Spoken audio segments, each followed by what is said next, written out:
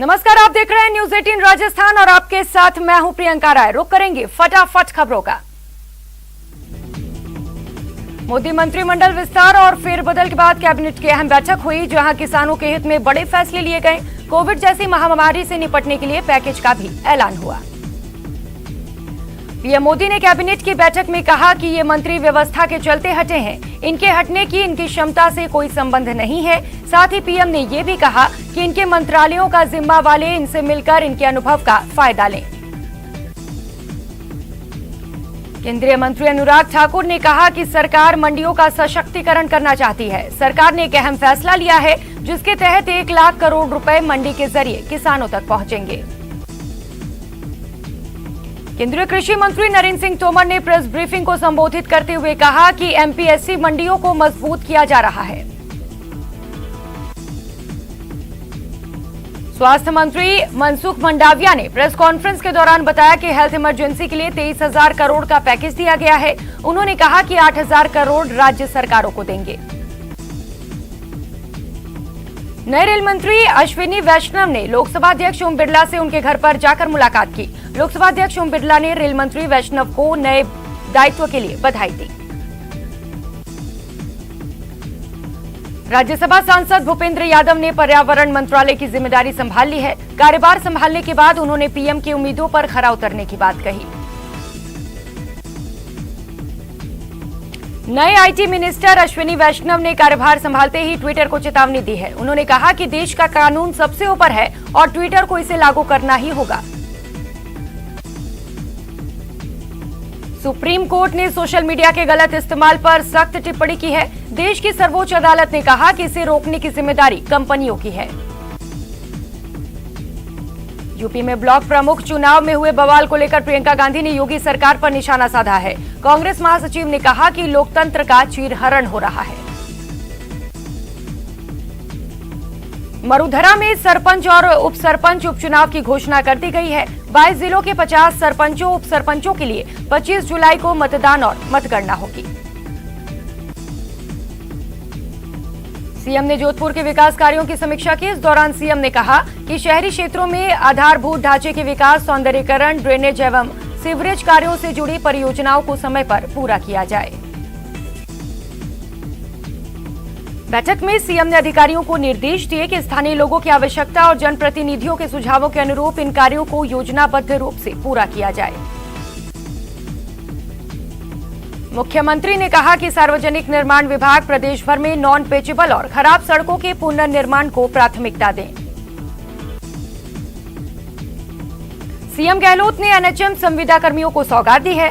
3 से 5 साल सेवा करने वाले संविदा कर्मियों को बोनस मिलेगा। सीएम ने प्रस्ताव को मंजूरी दे दी है। राजस्थान युवा कांग्रेस में बड़े स्तर पर नियुक्तियां की गई हैं। आयुष भारद्वाज बने युवा कांग्रेस के पहले संगठन महासचिव। एआईसीसी ने 3 उपाध्यक्ष, 16 महासचिव, 18 सचिव सहित कुल 75 पदाधिकारियों की नियुक्ति के आदेश जारी किए। तेल की बढ़ती कीमतों पर सीएम गहलोत ने केंद्र पर प्रहार किया। सीएम ने ट्वीट किया कि केंद्र सरकार की गलत नीतियों के कारण पेट्रोल डीजल की कीमतों में आग लगी हुई है।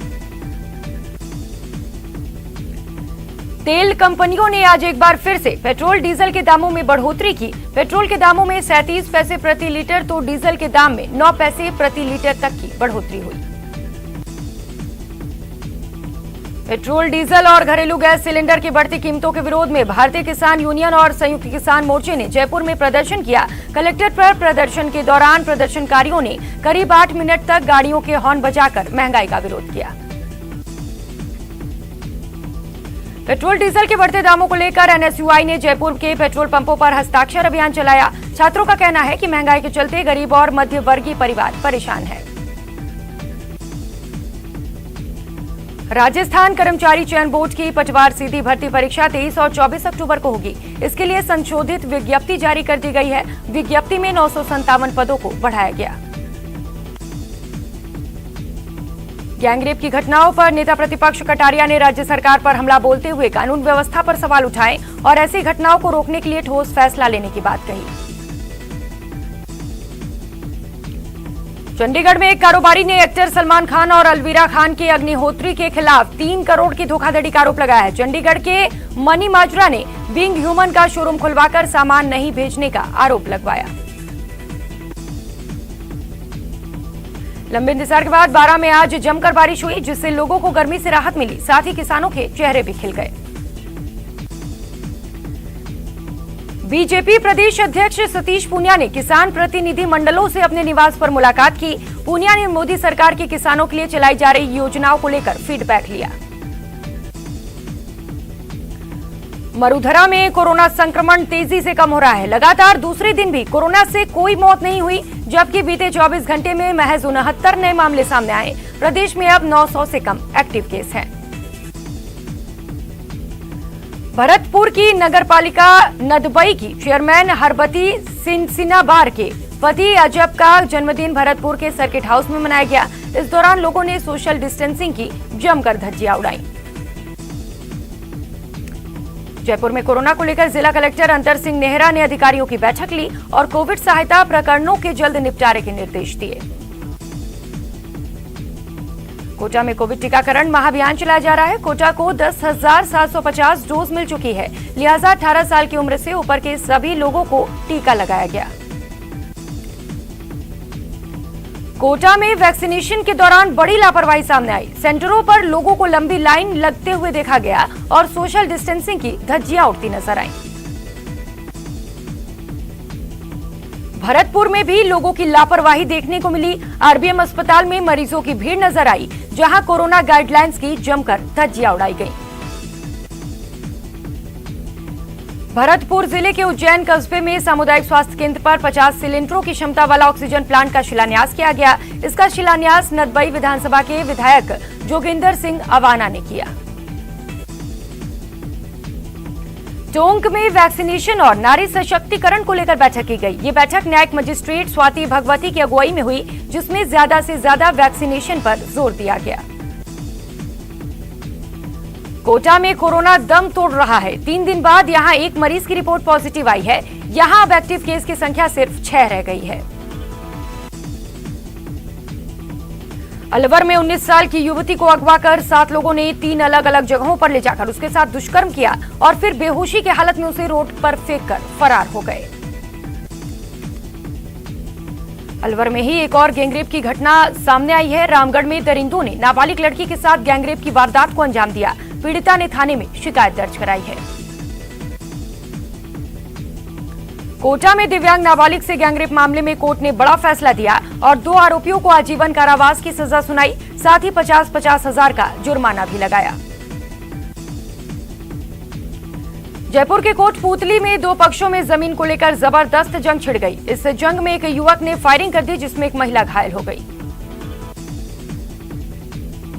अलवर के मालाखेड़ा में एक प्रेमी जोड़े ने जहरीला पदार्थ खाकर आत्महत्या कर ली। पुलिस ने मृतकों के पोस्टमार्टम कराकर शव परिजनों को सौंप दिए। भरतपुर में भी जमीन को लेकर 2 पक्षों में जमकर लाठी भाटा गया, जिसमें कई लोग घायल हो गए। घटना में दोनों पक्षों ने शिकायत दर्ज कराई। करौली में भी एक परिवार के 2 पक्षों में जमीन को लेकर खूनी संघर्ष हुआ, जिसमें 2 लोग गंभीर रूप से घायल हो गए। जोधपुर शहर में चोरों के हौसले इतने बुलंद है कि उन्होंने सरदारपुरा थाने के पास खड़ी बाइक पर हाथ साफ कर दिया। चोरी की वारदात सीसीटीवी कैमरे में कैद हो गई। पोखरण में पुलिस ने अलग अलग किश्तों में 90 लाख की धोखाधड़ी मामले में 2 शातिर ठगों को गिरफ्तार किया, साथ ही 23 लाख रुपए भी बरामद किए।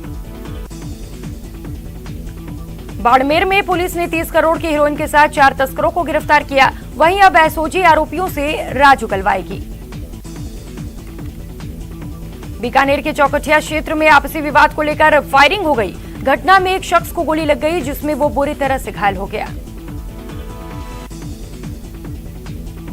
धौलपुर जिले में एक शख्स की गांव के ही कुछ लोगों ने शराब में जहर देकर हत्या कर दी। वहीं परिजनों की तहरीर पर पुलिस ने मामला दर्ज कर लिया है। पाली जिले में पंचायत समिति परिसर में पुरानी तहसील के जर्जर भवन के गिरने से मलबे में दबकर एक मजदूर की मौत हो गई। दौसा में पुलिस ने कार्रवाई करते हुए चोर गैंग का पर्दाफाश किया और 2 चोर गैंग के सदस्यों को भी गिरफ्तार किया। कोटा में बिजली उपभोक्ताओं के बिजली बिलों में आ रही शिकायतों को लेकर इंकबाल मोर्चा के कार्यकर्ताओं ने केईडीएल के वरिष्ठ अधिकारी को ज्ञापन सौंपा। अलवर जिले के बहरोड विधायक और बहरोड उपखंड अधिकारी में विवाद मामला अब थमने का नाम नहीं ले रहा है। विश्वविद्यालय के पूर्व छात्र संघ ने बहरोड विधायक का विरोध कर सद्बुद्धि हवन किया। श्रीगंगानगर में पेट्रोलियम पदार्थों की कीमतें कम करने की मांग को लेकर प्रदर्शनकारियों ने एसडीएम ऑफिस के आगे धरना प्रदर्शन किया। धौलपुर जिले में बिगड़ती कानून व्यवस्था को लेकर बीजेपी ने बाड़ी उपखंड मुख्यालय पर धरना प्रदर्शन किया। वन एवं पर्यावरण विभाग की ओर से राज्य में नई इको टूरिज्म पॉलिसी 2021 प्रभावी की जा रही है। इस पर वन एवं पर्यावरण मंत्री सुखराम बिश्नोई ने मुख्यमंत्री अशोक गहलोत का आभार जताया।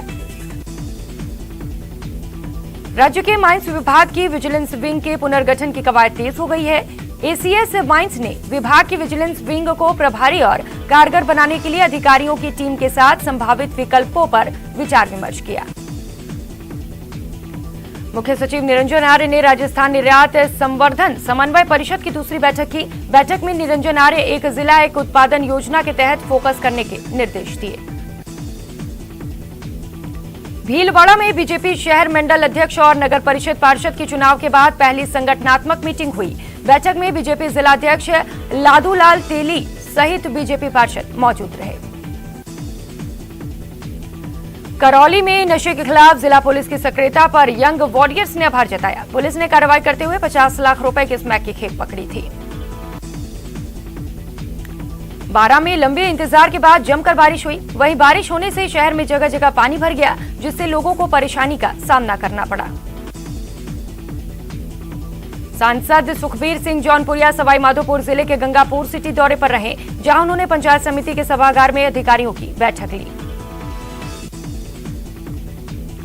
प्रदेश के 22 जिलों के 50 सरपंच, 8 उप सरपंच और 71 वार्ड पंचों के रिक्त पद पर चुनाव कार्यक्रम जारी कर दिया है।